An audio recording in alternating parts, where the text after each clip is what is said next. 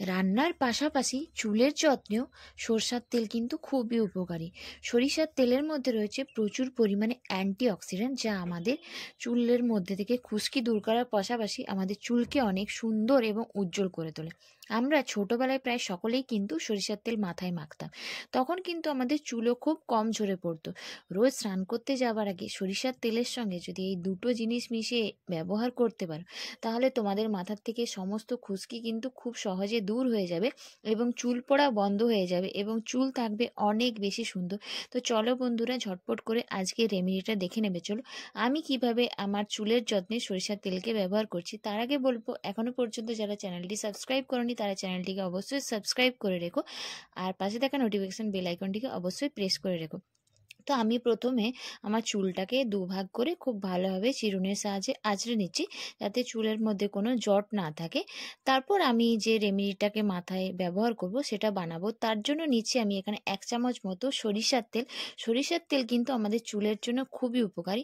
আর নেব আমি এখানে আদার রস। আদার রস আমাদের চুলের মধ্যে বিভিন্ন ধরনের যে সমস্যাগুলো হয় সেগুলো কিন্তু খুব সহজে দূর করে দেয়। তারপর এটার থেকে আমি 1 চামচ মতো আদার রস নিচ্ছি। আর নেব আমি এখানে পাতিলেবুর রস। পাতিলেবুর রস কিন্তু খুশকি দূর করতে খুব সহজে সাহায্য করে।